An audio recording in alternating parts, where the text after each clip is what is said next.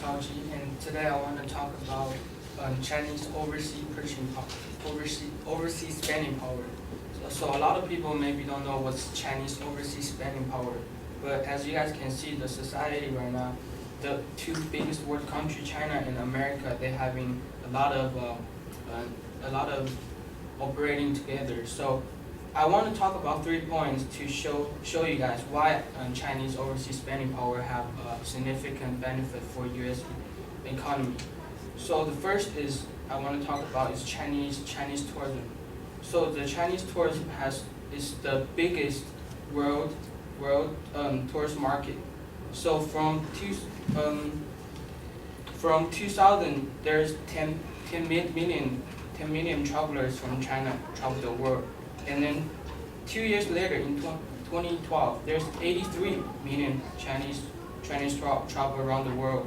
And in 2013, 1.8 million Chinese travelers come to United States, and they contribute 21 billion US dollars for the whole country. And last year, President Obama announced the 10-year extension visa program for China and America. So from this program, we can see President Obama sees the value of Chinese tourists to United States. So they're trying to get more and more Chinese people come to United States and spending more money in United States, so which can help United States economic to grow up. The other thing I want to talk about on Chinese tourism is they are mostly about shopping in United States. So the Chinese tourists, they are the biggest consumer of the luxury good, according by United Nations World Tourist Organization. So so from my point of, I have examples. If you guys, any of you guys go to the South Coast Mall, which is located at Costa Mesa. So that's the mall in California. It's the most, it's a fancy one, and there's a lot of outlets in there. So you can see a lot of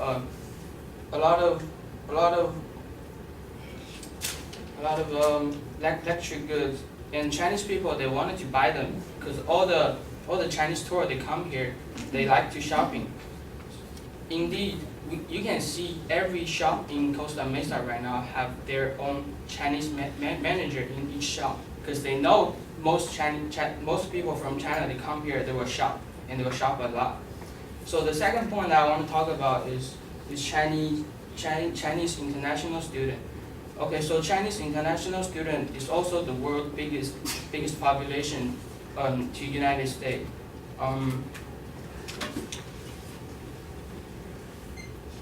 The number, according to China Education Department, the number has been increasingly from the last 2 years, and also China has become the leading the most international students sent to United States in 5 years in a row. So from international students that we can talk about, because most of them, 60% of them, they are supported by their family. So a lot of them, they come here, they already prepared their money for college and for living. And also Chinese students love to buy cars, and a lot of deals they make is all cash deal. So from here, it's also helped United States to their business to boost. And the third point that I want to talk about is China right now is the biggest foreign buyer for U.S. real estate.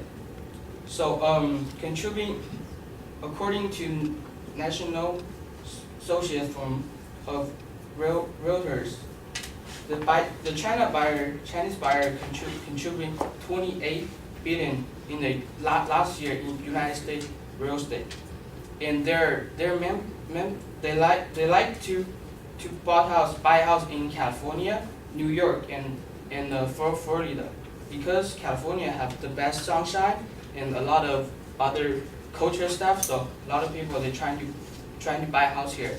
And the second point I want to talk about is the EB-5 immigrant program. So EB-5 immigrant program is basically for the investor in China or any country. They can put money here and creating jobs for the United States for $1 million and also 10 jobs. So if they support that, they can come to here, get the green card, so extend to, it's just the EB-5 immigrant program to help United States economics. So overall, I think Chinese overseas spending power have a really significant benefit for U.S. economic.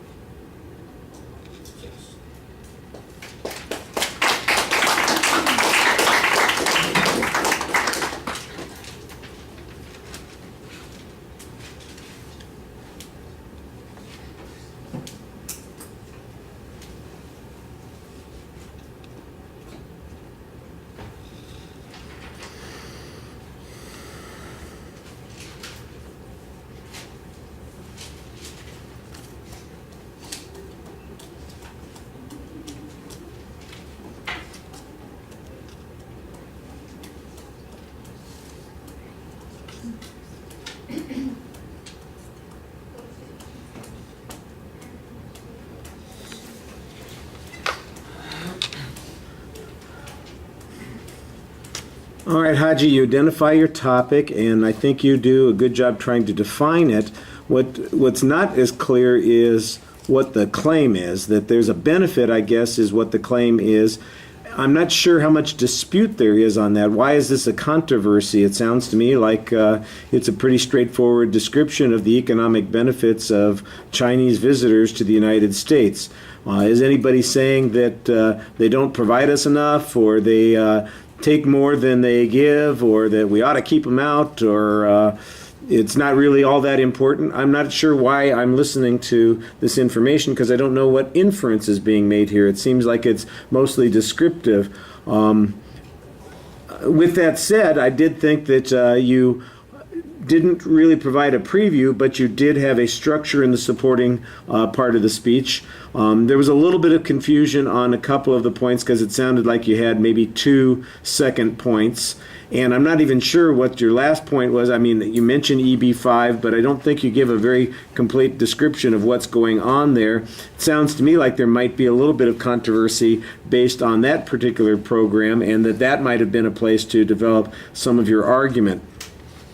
You've got a lot of information that you're presenting that probably comes from someplace, but it's not always cited. I don't doubt the number of visitors and how much they spend here. You did, I think, kind of make a reference to a source earlier about when it comes to students and the number of students here. I did think that you provided a source citation on that.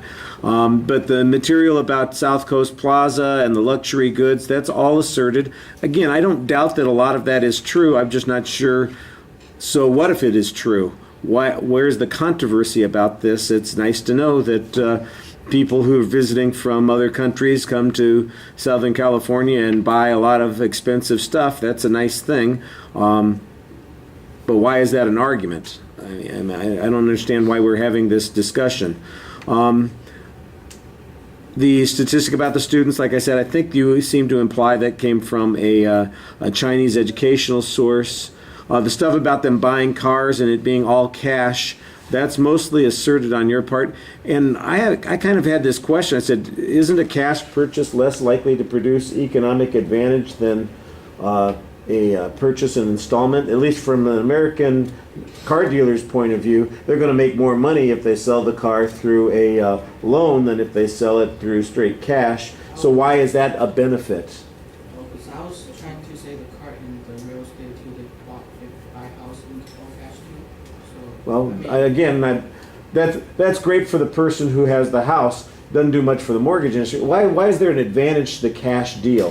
Why is that superior, or in some way a reason that we should be glad that it's happening that way? That's what I'm asking. You need to give us a reason, because you mention it, and I'm wondering, well, why is that important? Because the first thing that occurred to me is, the loan companies all got screwed, which, by the way, I'm all for, but the idea that there's an economic benefit from it, you need to kind of demonstrate that.